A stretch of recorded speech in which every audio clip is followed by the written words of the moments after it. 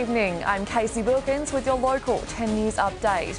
The Borders Health Service says a current spike in emergency department admissions is part of a new normal. Albury-Wodonga Health calling a code yellow to help deal with the demand. Chief Operating Officer Emma Poland says it's a pretty tough situation. Serious assaults in Wodonga are up in the latest Crime Statistics Agency data. It shows there were 53 offences in Wodonga last year. That's an increase from 44 in 2020, but below 2014's record of 78. A couple of weeks out now from the annual Wagga to Albury Cycling Classic, and it's looking like we'll get a strong contingent of well over 100 riders. Organisers say this year the John Woodman Memorial starts at Wagga's Tolland Hotel before finishing at Gindera, 132 k's away. The first event was held back in the 1930s, with this year's event kicking off on April 3. And to sport, cricket Albury-Wodonga is 1 week out from its grand final. For the prelim deciders tomorrow, North Albury play Lavington, and in a cross-border clash, Albury play Wodonga at Wilson Oval. Taking a look at tomorrow's weather across the region now, 28 degrees the top for Albury-Wodonga and Wangaratta. Shepparton heading for a mostly sunny top of 31 degrees. That's all from us tonight. Hope you have a great weekend.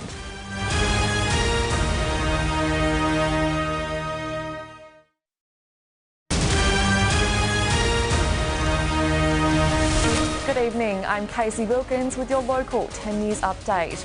Oil and gas giants BHP and ExxonMobil are investing millions into extracting more gas from the Gippsland basin. The $400 million project is hoped to help avoid winter gas shortfalls across the region. The country's regulators have warned Australia's east could face a gas shortfall from 2026. Exxon's Esso Australia has also said it's advancing funding decisions to begin production in Bass Strait. The new Veteran Wellbeing Hub in Morwell has officially been opened. The multi-purpose space will support veterans with opportunities to connect with others socially, offer meals to those in need, and be used for empowering events and information sessions. It's located next to Carry On Cafe, a social enterprise with 100% of profits supporting veteran housing and homelessness. West Gippsland theatre groups are calling for more council support for the arts community. Some local groups saying they're priced out of hiring facilities such as the West Gippsland Arts Centre due to cost structures. The council has recently put forward $10 million for the planned Borbor Culture and Connection Precinct, which will include art and cultural spaces. To tomorrow's weather, 24 degrees and partly cloudy in the Latrobe Valley.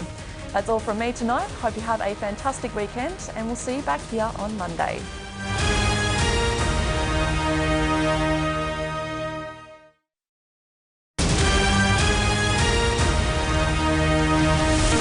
Good evening, I'm Kasey Wilkins with your local 10 News update. A new exhibition highlighting the life of the King of Rock and Roll, Elvis Presley, has opened at the Bendigo Art Gallery.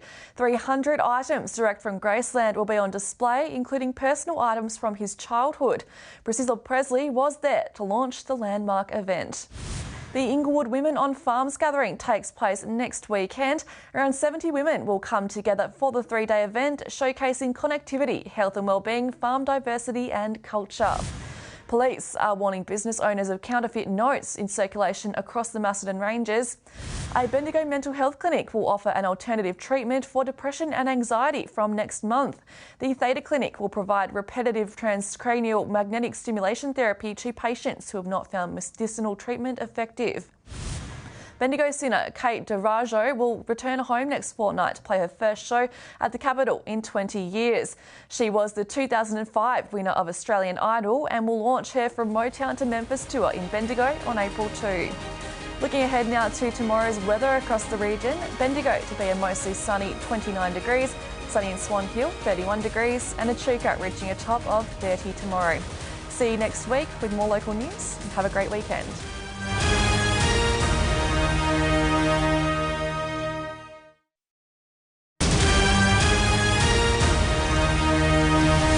Good evening, I'm Kasey Wilkins with your local 10 News update.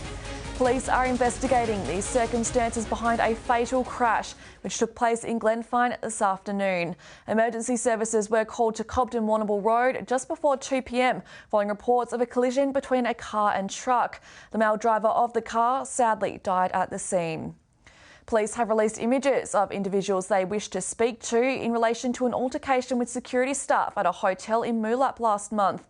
The incident escalated to include property damage, and police hope to identify and speak with those involved. Meanwhile, Kez Janane is being recognised as the longest-serving employee at Ballarat's Harris Scarf.